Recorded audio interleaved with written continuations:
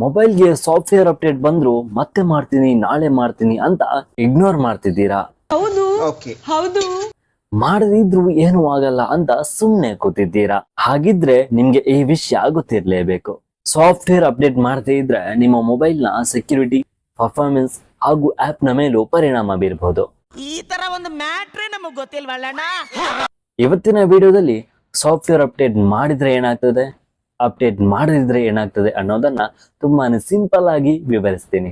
ಜೊತೆಗೆ ವಿಡಿಯೋ ಕೊನೆಯಲ್ಲಿ software update ಕುರಿತಾದ ಒಂದು ಇಂಟ್ರೆಸ್ಟಿಂಗ್ ಸೀಕ್ರೆಟ್ ಕೂಡ ಹೇಳ್ತೀನಿ. ಸೊ ಚಾನಲ್ಗೆ ಸಬ್ಸ್ಕ್ರೈಬ್ ಮಾಡ್ಕೊಂಡು ವಿಡಿಯೋ ಕೊನೆ ತನಕ ನೋಡಿ. ಹಾಯ್, ಹೆಲೋ, ನಮಸ್ಕಾರ, ವೆಲ್ಕಮ್ ಬ್ಯಾಕ್ ಟು ಕರಾವಳಿ ಟೆಕ್. ನಾನು ಕಿರಣ್ ಗೌಡ ಬೆಳಾರ್. ಇವತ್ತಿನ ವಿಡಿಯೋಗೆ ತಮಗೆಲ್ಲರಿಗೂ ಸ್ವಾಗತ.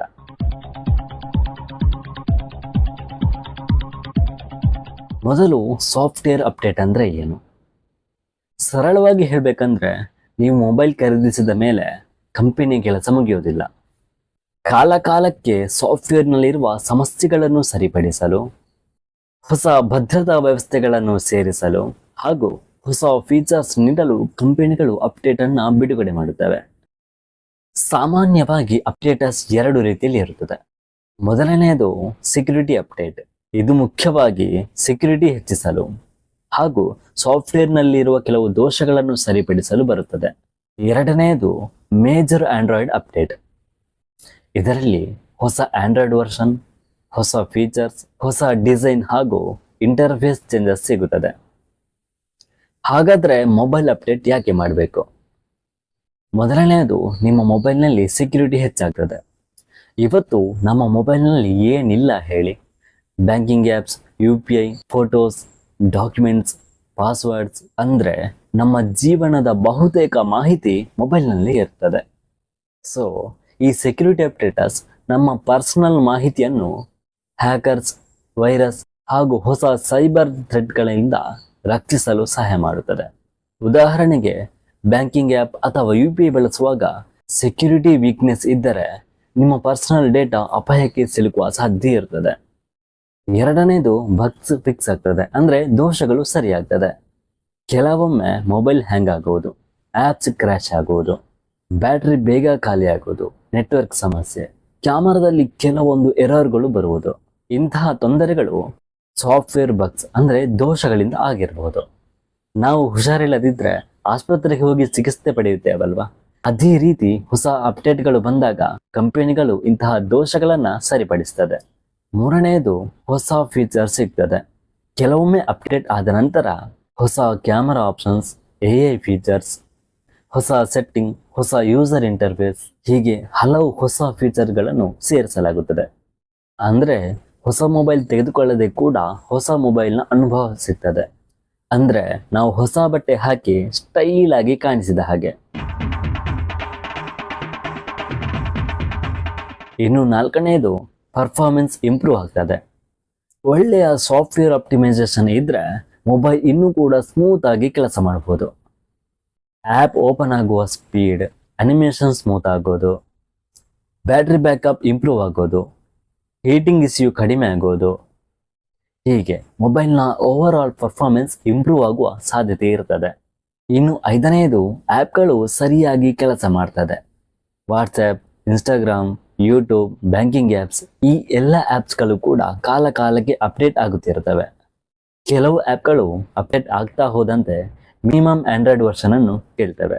ನಿಮ್ಮ ಮೊಬೈಲ್ ತುಂಬ ಹಳೆಯ ಸಾಫ್ಟ್ವೇರ್ ವರ್ಷನ್ನಲ್ಲಿದ್ದರೆ ಕೆಲವು ಆ್ಯಪ್ಗಳು ಸರಿಯಾಗಿ ವರ್ಕ್ ಮಾಡದೇ ಇರಬಹುದು, ಇನ್ಸ್ಟಾಲ್ ಆಗದೆಯೂ ಇರಬಹುದು, ಅಥವಾ ಭವಿಷ್ಯದಲ್ಲಿ ಸಪೋರ್ಟ್ ಕೂಡ ನಿಲ್ಲಿಸಬಹುದು.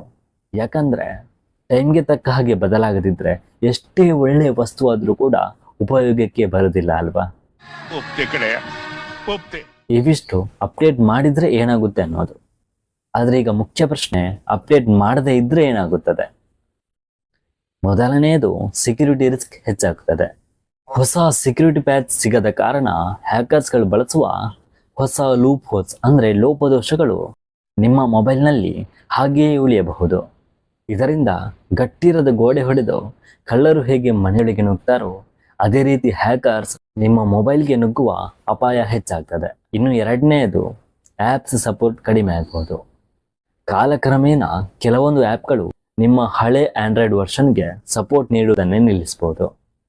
ಇನ್ನು ಮೂರನೆಯದು ಬಗ್ಸ್ ಅಂದ್ರೆ ದೋಷಗಳು ಹಾಗೆಯೇ ಉಳಿಯುತ್ತದೆ. ಈಗಾಗಲೇ ನಿಮ್ಮ ಮೊಬೈಲ್ನಲ್ಲಿ ಇರುವ ಸಾಫ್ಟ್ವೇರ್ ಸಮಸ್ಯೆಗಳನ್ನು ಅಪ್ಡೇಟ್ ಮಾಡದೇ ಇದ್ರೆ ಅದು ಹಾಗೆಯೇ ಮುಂದುವರಿಬಹುದು. ಇನ್ನು ನಾಲ್ಕನೆಯದು ಹೊಸ ಫೀಚರ್ಸ್ ಸಿಗುವುದಿಲ್ಲ. ಅಂದ್ರೆ ನಿಮ್ಮ ಮೊಬೈಲ್ನ ಕಂಪನಿ ನೀಡಿರುವ ಹೊಸ AI ಫೀಚರ್ಸ್, ಕ್ಯಾಮರಾ ಫೀಚರ್ಸ್, ಹೊಸ ಸೆಟ್ಟಿಂಗ್ಸ್ ಇವೆಲ್ಲವನ್ನು ನೀವು ಬಳಸೋಕೆ ಸಾಧ್ಯವಾಗುವುದಿಲ್ಲ. ಐದನೆಯದು ಪರ್ಫಾರ್ಮೆನ್ಸ್ ಸಮಸ್ಯೆಗಳು ಕಾಣಿಸಬಹುದು. ಹಳೆಯ ಸಾಫ್ಟ್ವೇರ್ ಕಾರಣದಿಂದ ಹೊಸ ಆ್ಯಪ್ಗಳು ಸರಿಯಾಗಿ ರನ್ ಆಗದೇ ಇರಬಹುದು. ಕೆಲವೊಮ್ಮೆ ಮೊಬೈಲ್ ಸ್ಲೋ ಅನಿಸುವ ಸಾಧ್ಯತೆ ಕೂಡ ಇರ್ತದೆ. ಸೊ ಇವಿಷ್ಟು ಸಾಫ್ಟ್ವೇರ್ ಅಪ್ಡೇಟ್ ಮಾಡದಿದ್ರೆ ಏನೋ ಆಗ್ತದೆ ಅನ್ನೋದು ವಿಚಾರ. ಅದೇ ರೀತಿ ಸಾಫ್ಟ್ವೇರ್ ಅಪ್ಡೇಟ್ ಮಾಡುವಾಗ ಕೆಲವೊಂದು ವಿಚಾರಗಳನ್ನು ಮರಿಬೇಡಿ. ಅದೇನೆಂದರೆ ಮುಖ್ಯವಾಗಿ ಡೇಟಾ ಬ್ಯಾಕಪ್ ತೆಗೆದುಕೊಳ್ಳಿ. ಮೊಬೈಲ್ ಚಾರ್ಜ್ ಕನಿಷ್ಠ 50 ಅಥವಾ ಅದಕ್ಕಿಂತ ಹೆಚ್ಚಿರಲಿ. ಹಾಗೂ ಸಾಧ್ಯವಾದರೆ ಮೊಬೈಲ್ ಡೇಟಾ ಬದಲು ವೈಫೈ ಬಳಸುವುದು ಉತ್ತಮ. ಒಟ್ಟಾರೆಯಾಗಿ ಹೇಳುವುದಾದರೆ ಸಾಫ್ಟ್ವೇರ್ ಅಪ್ಡೇಟ್ ಅನ್ನೋದು ಕೇವಲ ಹೊಸ ಫೀಚರ್ಸ್ಗಾಗಿ ಅಲ್ಲ, ಅದು ನಿಮ್ಮ ಮೊಬೈಲ್ನ ಸೆಕ್ಯುರಿಟಿ, ಪರ್ಫಾರ್ಮೆನ್ಸ್, ಸ್ಟೆಬಿಲಿಟಿ ಹಾಗೂ ಭವಿಷ್ಯದಲ್ಲಿ ಆ್ಯಪ್ಸ್ ಸರಿಯಾಗಿ ಕೆಲಸ ಮಾಡುವುದಕ್ಕೂ ತುಂಬ ಮುಖ್ಯ. ಆದರೆ ಸಾಫ್ಟ್ವೇರ್ ಅಪ್ಡೇಟ್ನ ಒಂದು ಸೀಕ್ರೆಟ್ ಇನ್ನೂ ಉಳಿದಿದೆ. ಅದೇನೆಂದರೆ ಕೆಲವೊಮ್ಮೆ ಸಾಫ್ಟ್ವೇರ್ ಅಪ್ಡೇಟ್ ಮಾಡಿದ ಮೇಲೆ ಕ್ಯಾಮರಾ ಕ್ವಾಲಿಟಿ ಕಡಿಮೆ ಆಗೋದು, ಮೊಬೈಲ್ ಸ್ಲೋ ಆಗೋದು, ಚಾರ್ಜ್ ಬೇಗ ಖಾಲಿ ಆಗೋದು, ಈ ರೀತಿ ಸಮಸ್ಯೆಗಳು ಯಾಕೆ ಉಂಟಾಗ್ತಿದೆ? ಅಪ್ಡೇಟ್ ಆದರೆ ಮೊಬೈಲ್ ಇನ್ನೂ ಬೆಟರ್ ಆಗಬೇಕು ಅಲ್ವಾ? ಹಾಗಿದ್ರೆ ಈ ರೀತಿ ಸಮಸ್ಯೆಗಳು ಯಾಕೆ ಬರ್ತಿದೆ? ಅದರ ಹಿಂದಿನ ನಿಜವಾದ ಕಾರಣವೇನು? ಇದಕ್ಕೆ ಏನು ಮಾಡಬೇಕು ಅನ್ನೋದನ್ನ ಮುಂದಿನ ವಿಡಿಯೋದಲ್ಲಿ ಸಂಪೂರ್ಣವಾಗಿ ತಿಳಿಸಿಕೊಡಲಿದ್ದೇನೆ. ಸೊ ಮುಂದಿನ ವಿಡಿಯೋ ಮಿಸ್ ಮಾಡ್ಕೊಳ್ಬಾರ್ದು ಅಂದ್ರೆ ಈ ಕೂಡಲೇ ನಮ್ಮ ಚಾನಲ್ಗೆ ಸಬ್ಸ್ಕ್ರೈಬ್ ಆಗಿ ಬೆಲ್ ಐಕಾನ್ ಕ್ಲಿಕ್ ಮಾಡೋದನ್ನು ಮಾತ್ರ ಮರಿಬೇಡಿ. ಈ ವಿಡಿಯೋ ಇಷ್ಟ ಆದ್ರೆ ಲೈಕ್ ಮಾಡಿ, ನಿಮ್ಮ ಫ್ರೆಂಡ್ಗೂ ಶೇರ್ ಮಾಡಿ. ಮತ್ತೆ ಮುಂದಿನ ವಿಡಿಯೋದಲ್ಲಿ ಒಂದೊಳ್ಳೆಯ ಮಾಹಿತಿಯೊಂದಿಗೆ ಸಿಗೋಣ. ಅಲ್ಲಿಯವರೆಗೂ ಟೇಕ್ ಕೇರ್, ಬಾಯ್ ಬಾಯ್, ಧನ್ಯವಾದಗಳು.